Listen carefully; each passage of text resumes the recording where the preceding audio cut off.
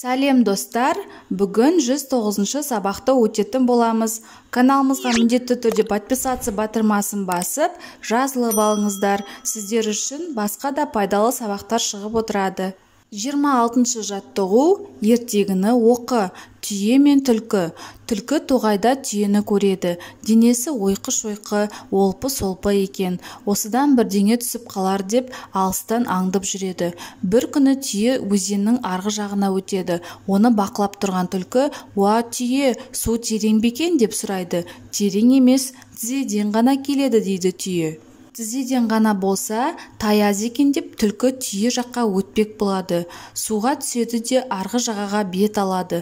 Өзеннің ортасына да жетпей, бір батып, бір шығып, қақалып, шашалып, суға тұншыққан түлкі түйеге айғай салады. «Тізеден дегенің кәне, мен батып барамын ғой. Сенің тізең мен менің тізем бірдей ме? Әлім білмеген әлек деген осы» дейді түйе.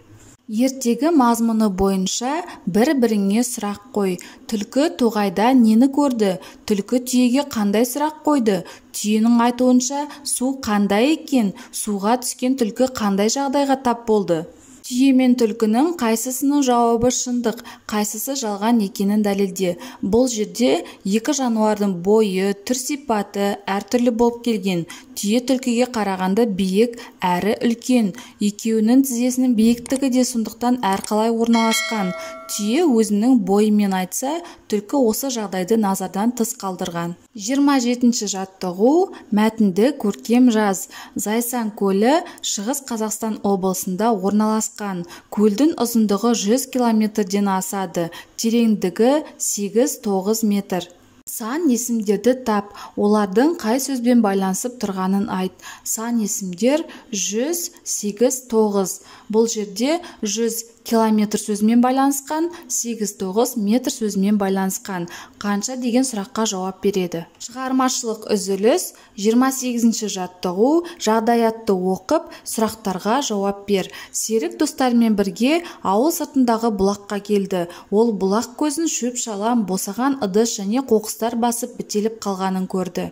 Балалардың әрекеті қандай болмақ? Қазір өте саналы, тәрбиелі, табиғатқа жанашыр балалар өсіп келе жатыр. Су көздерін дереу үлкендерді шақырып тазалауға кірісті.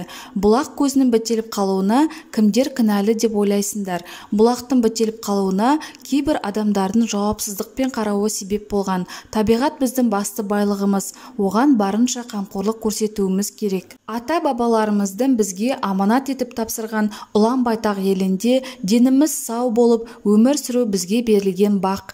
Бізде өзен көлдеріміз, таза ауа, әсем көз тоймас табиғат барлығы бар. Ендігі басты міндетіміз ұқыпты таза ұстап, ластамай сақтап тұру ғана. 29-шы жаттығу ойлан тап. Бір топ бала туғаннан 15 балық ұстадық. Бөліскенде оларды тиді әркімге 3 балық. Сынайын бір, ал сені бала саны қанша еді?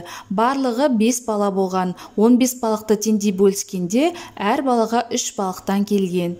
Осымен біздің сабағымыз аяқталды. Каналымыз пайдалы болған болса, лайк басып тіркеліп қойыңыздар. Жаңа видеолар сізге бірінші болып көрінеді.